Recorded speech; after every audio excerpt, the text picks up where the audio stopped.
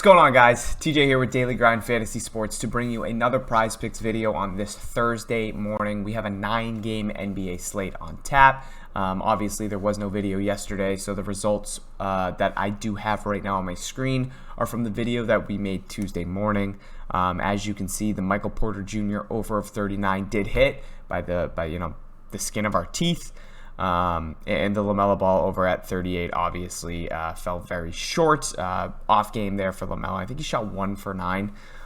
So a pretty rough night over there for Charlotte and LaMelo Ball. But, if you were able to throw Michael Porter in some pick power plays without LaMelo or maybe flex play, something like that, hopefully you guys made some money, with the information that was provided. But let's go ahead and dive into tonight's slate. Again, we have 9 games on tap, and honestly, when I started making this video, there were only, your typical 8 guys to choose from, and then I refreshed the page, and there was 40. So I had to go back and run some more numbers and try and find some names, some over-unders that I really did like. So I have some interesting ones for you guys right now, but let's go ahead and take a look at the slate. We have the Bucks, and we have Indiana. I want to talk about some pending injury news that we might have too.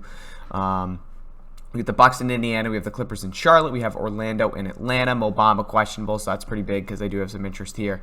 We got Philly and Miami. Embiid questionable. Butler questionable. I assume both of them play.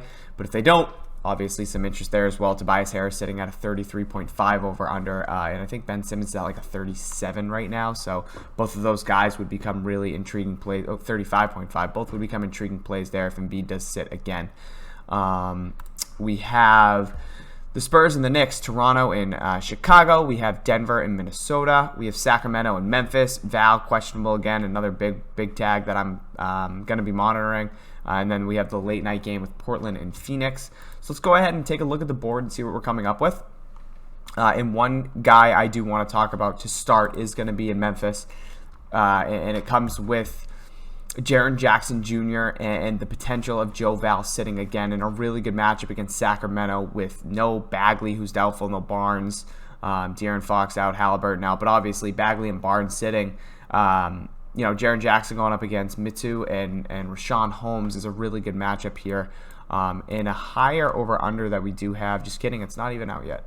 I thought I saw an over-under for it, but I guess I'm just making things up. Let's get rid of that tab because I'll continuously keep clicking on it. So Jaren Jackson right now sitting at an over-under of 31. They have projected for 26 minutes, and that is with the assumption that Joe Val plays.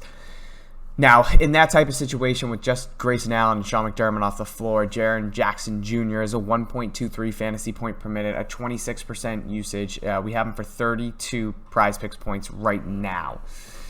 If Joe Val does sit, though, you would expect him to get a little bit of a bump in minutes, maybe 28, potentially 30. The boost in usage obviously comes up as well there. So if Joe Val plays, I still like this Jaren Jackson Jr. over of 31. If he sits, I love it. So let's hypothetically say he plays 29 minutes, we'll call it. I would have him projected for almost 36 Prize Picks points. So I do really like this Jaren Jackson over, and I'm obviously going to love it a lot more if we do get news that Joe Val sits. It's a really good matchup against Sacramento, like I talked about, who is very depleted, especially without Bagley and especially without Harrison Barnes out there. So I do like this Jaren Jackson over of 31. That's something I am keeping an eye on, but I'll probably be locking it in and just being hopeful that Joe Val sits, and even if he plays, I'm still okay with it. I still think he can hit that over. So let's go ahead and move on here. My next play is going to come from this Portland and Phoenix game. And Chris Paul sitting at an over of 40, and we have Devin Booker sitting with an over of 39.5. It's an interesting matchup with Portland coming to town here, and we did have an over-under on this game. Here we are, yes. So we have Portland at a 113.5 team total over-under, and we have Phoenix at a 119. 119 over-under right now, team total for Phoenix. We have a live total of 232.5, so a lot of points being projected here. As you can see, it's one of the higher over-unders that we do have on the slate. It's rivaling Denver and Minnesota, and then obviously you have Milwaukee and Indiana here. with a massive 241 over-under. But yeah, 232 over-under is something we're not used to seeing here with Phoenix. We did see it last game with the projected over-under when they did go up against Golden State. But yeah, now we have Portland coming to town. So I have some interest here in both Devin Booker and Chris Paul at the over 39.5 and the over 40. Now, if I'm leaning one, I probably lean Booker. 1.11 fantasy point per minute, 32.2% total usage here. We have him for 39.96 PrizePicks points. As you can see, we have CP3 at 39.6 PrizePicks points. So Booker's going to play a couple more minutes. And I do like this up-pace matchup against Portland, going up against the likes of Dame and CJ McCollum. I expect Devin Booker to come out and be aggressive, take a lot of shots, and that's something we did see against Golden State the other night. Let me just bring up the log here from Phoenix.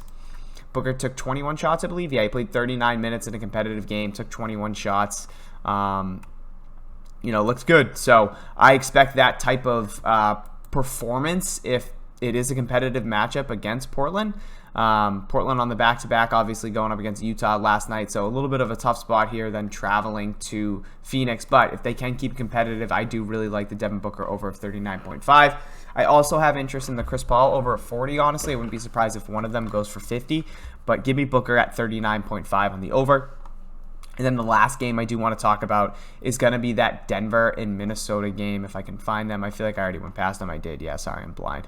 These glasses don't actually help. Where are they? Here we are. So we got Denver and we have Minnesota. And again, I'm pretty sure we had the lines here. We do. Yes. So Denver traveling to Minnesota, 6-point road favorites. We have a 235.5 over-under, implied over-under right now. So the one guy I'm looking at is definitely going to be D'Lo at an over-under of 35. If you take off just Malik Beasley, who's the only guy out there for Minnesota, D'Lo is a 1.2 fantasy point per minute and a 29.2% total usage. Him, AE, and Cat have been playing a lot of minutes together as of late. I have D'Lo projected at 40.8 PrizePicks points, so I do really like the over. I was going to say in this up-pace matchup, but that's every single time Minnesota steps on the floor because they love to play with pace. So D'Lo currently projected 34 minutes. If they can keep this game competitive, I do really like the D'Lo over of 35. And again, I have him projected for 40.8 PrizePicks points. So those would be my three plays tonight. It would be the Jaren Jackson Jr. over of 31. It would be the Booker over of 39.5, and it would be the D'Lo over of 35. I also have some interest in this Milwaukee and Indiana game. Like if Indiana keeps this competitive, I think Giannis can go over 55. I think Sabonis can go over 51. Like I wouldn't be surprised if one of these other two Bucks here goes over their 37 and 36, and with Drew Holiday and Chris Middleton. So I'm keeping an eye on this game right now between Milwaukee and Indiana, but unfortunately they didn't sneak into my favorite three. And then Wendell Carter, another guy I do want to talk about, because if Mo Bamba sits, a really good matchup against Atlanta, 27.5. Wouldn't be surprised if this bumps up to around 29 or 30 if Mo Bamba is confirmed out. He played 30 minutes last game, so keep an eye on that. If you do see Mo Bamba ruled out, more run for Wendell Carter, Mo Wagner, Brazdeikis, but again, Wendell Carter played 30 minutes last game against Milwaukee in that situation. So if that does happen again and we do see Mo Bamba ruled out, I will really like this Wendell Carter over 27.5. He'll definitely enter my pool for sure. So that's it, guys. That's the video for today on this Thursday NBA slate. And again, it's going to be the Jaren Jackson over, the Devin Booker over, and the D'Angelo Russell over. So go ahead and lock those in. Keep an eye on the Embiid news, obviously, because, again, if Embiid's ruled out, Tobias becomes a really good play at 33.5, as is Ben Simmons at 35.5. Keep an eye on that Mo Bamba news. If you do see that and you can get the Wendell Carter over 27.5, I do like it. And then maybe sprinkle in one of these Bucks in Indiana if you're doing, a flex play. So that's going to be it for today, guys. If you could, please go ahead, hit that like button. Make sure you're subscribed to the channel. Turn that notification bell on. So whenever Matt and I go live for the stream, if you are playing DFS, DraftKings, FanDuel, go ahead, pop in the stream, ask us whatever questions you have. We break down the slate night in and night out. And if you've yet to use code DGF, if you're playing PrizePicks, or if you've yet to deposit and you're watching these videos, make sure when you do sign up, use code DGF for a 100% match up to $100 with your first deposit. So if you're watching this video for the first time and you stumbled upon it and you're thinking about trying out PrizePicks, make sure you use code DGF. With all that being said, guys, enjoy your Thursday. I love you guys. Let's cash.